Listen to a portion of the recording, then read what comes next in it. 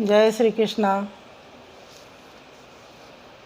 श्रीमद् भागवत गीता में हम लोग दूसरे अध्याय में 46 श्लोक तक सुन चुके हैं, जिसमें भगवान श्री कृष्ण ने निष्काम कर्म योग और ज्ञान योग की विशेषताओं को विस्तार से बतलाए हैं।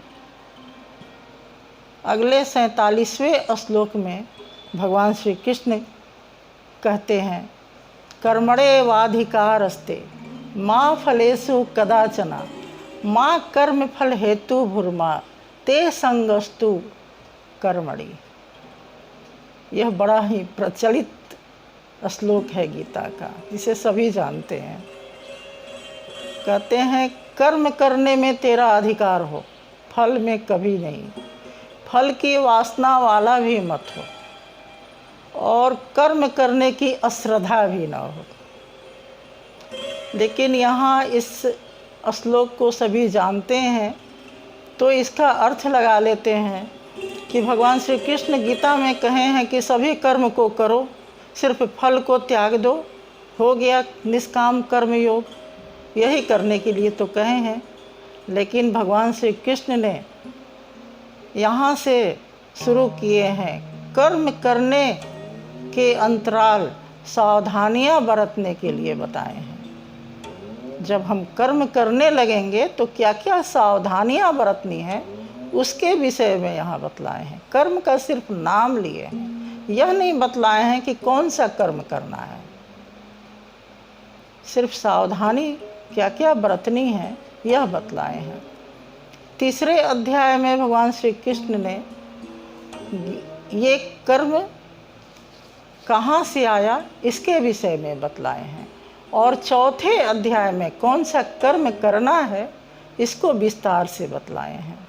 अभी नहीं बतलाए हैं कि कौन सा कर्म करना है, इसलिए यह निर्णय करना कि कोई भी कर्म कर ले और हो गया निष्काम कर्म योग और फल को त्याग दे, हो गया, तो ऐसा नहीं है। अगले श्लोक में 47वां श्लोक हो गया। अगले श्लोक में कहते हैं, योगस्थ कुरु कर्माणि संगम त्यक्त्वा धनंजय सिद्ध्या सिद्ध्यो समः भूत्वा समत्व योग उच्यते। कहते हैं कि हे धनंजय, योगस्थ यानी योग में स्थित होकर, कहते हैं योग में स्थित होकर, आसक्त रहित होकर और संग दोष से रहित होकर, सिद्धि अशुद्धि में, सिद्धि असिद्धि में समभाव वाला होकर समत्व योग को कर।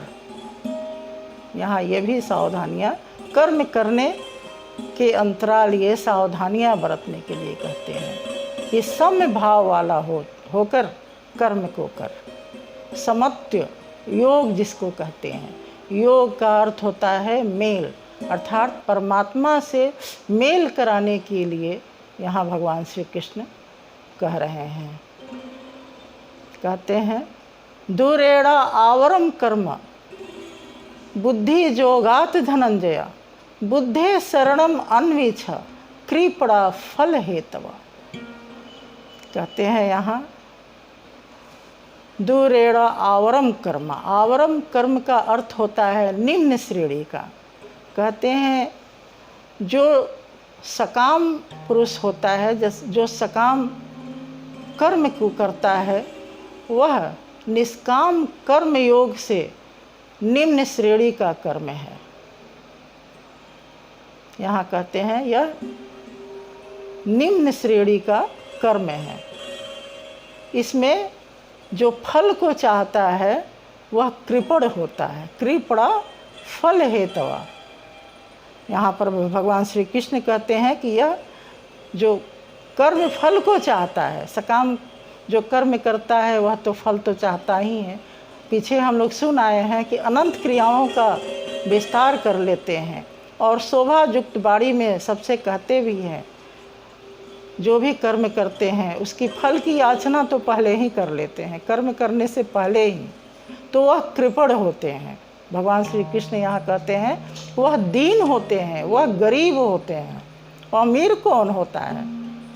कहते हैं कि प्रकृति के द्वंद्व से धीरे धीरे आत्मिक संपत्ति को अर्जित करने का व्यवसाय जो करता है वह प्रकृति रेखा से ऊपर उठ जाता है और परमात्मा के कार्य क्षेत्र में चल जाता है।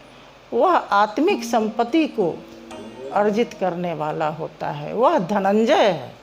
यहाँ भगवान श्री कृष्ण ने अर्जुन को धनंजय कहकर संबोधित किया है। धनंजय यानी धन को अर्जित करने वाले धनंजय हैं। यह आत्मिक संपत्ति जितना बांटो उतना बढ़ता है, यह घटता नहीं है। इसलिए भगवान श्री कृष्ण कहते हैं जो फल की चाहत करता है वह कृपण है। और आगे कहते हैं बुद्धि युक्त जहाती यह उभय सुकृत दुष्कृत तस्मात् योगाय युज्यस्य योगः कर्मसु कौशलम। कहते हैं बुद्धि जो समबुद्धि युक्त होता है, सकाम कर्म योगी अर्थात होता है, जहाती यानी इस लोक में ही पाप और पुण्य दोनों को त्याग देता है, क्योंकि वह निष्काम कर्म योग अपने भरोसे नहीं परमात्मा पर आश्रित होकर करता है और पाप पुण्य की परवाह किए बिना वह कर्म को करते जाता है, निष्काम कर्म को करते जाता है। वह पाप पुण्य को यहीं छोड़ जाता है। कर्म करने का यही कौशल है। भगवान श्री कृष्ण कहते हैं यही कौशल है। इसलिए हे अर्जुन, तू पाप पुण्य के विषय में मत सोच और निष्काम कर्म योग यानी सम बुद्धि युक्त हो जा। क्या कर्म करते ही जाएंगे इस तरह से और कुछ तो मिलेगा? क्या मिलेगा? तो इस पर कहते हैं कर्मजम बुद्धि युक्ता ही फलम त्यक्त्वा मनीषिणः जन्म जन्म बंधन विनिर्मुक्ता पदम गच्छन्ति अनामयम। कहते हैं जो कर्मजम जो बुद्धि युक्त होता है, जो निष्काम कर्म योग करने लगता है और फल को स्वतः त्याग देता है, वह मनुष्य जन्म रूपी बंधन से मुक्त हो जाता है और अनामयम पद को यानी परम पद को प्राप्त कर लेता है। वह ब्रह्म पीयूष ब्रह्म पर्यंत दूरी को तय करते हुए उस ब्रह्म को प्राप्त कर लेता है। भगवान श्री कृष्ण कहें यहाँ पर थोड़ा सा बता दिए हैं कि उसका क्या होता है जो समबुद्धि योग में रहता है। इस प्रकार भगवान श्री कृष्ण कहते हैं कि सम बुद्धि से तू युक्त हो जा और इसी में तू अपने कल्याण का उपाय ढूंढ। यही कर्म करने का कौशल है, यहाँ भगवान श्री कृष्ण कहते हैं। इस प्रकार भगवान श्री कृष्ण ने अर्जुन को समझाए हैं। भगवान श्री कृष्ण अगले श्लोक में कहते हैं यदा ते मोह कलिलम बुद्धि व्यतीति तरिष्यति तदा गंतासि निर्वेदम श्रोतव्य श्रुतस्य च। कहते हैं जिस काल में तेरी बुद्धि मोह रूपी दलदल से निकलकर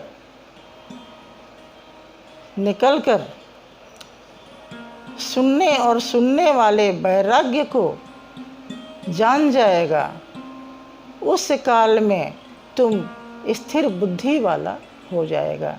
इसी पर प्रकाश डालते हुए अगला श्लोक भी है। कहते हैं श्रुति भी प्रतिपन्ना ते यदा अस्थास्यति निश्चला समाधौ अचला बुद्धि तदा योगम अवाप्स्यसि। कहते हैं भांति भांति के वचनों को सुनकर, कहते हैं भांति भांति के वचनों को सुनकर तेरी बुद्धि जब उसमें नहीं ठहरते हुए स्थिर हो जाएगी तो तुम उन सिद्धांतों पर अमल करेगा जो योग रूपी है, यानी निष्काम कर्म योग है। तब तुम योग को प्राप्त करोगे। श्रुतियाँ तो बहुत ही सुनते हैं, भांति भांति के लोग सुनाते हैं, लेकिन जब तक समबुद्धि युक्त हम नहीं हो जाते तब तक हमारी बुद्धि ठहर नहीं जाती है। साधक योग की पराकाष्ठा अमृत को तभी प्राप्त कर सकता है जब वह अपने आप को साधने के लिए तत्पर हो जाता है।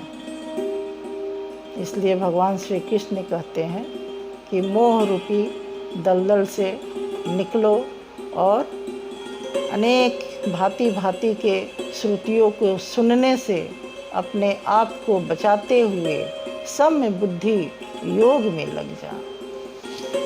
हरि ओम हरि ओम हरि ओम।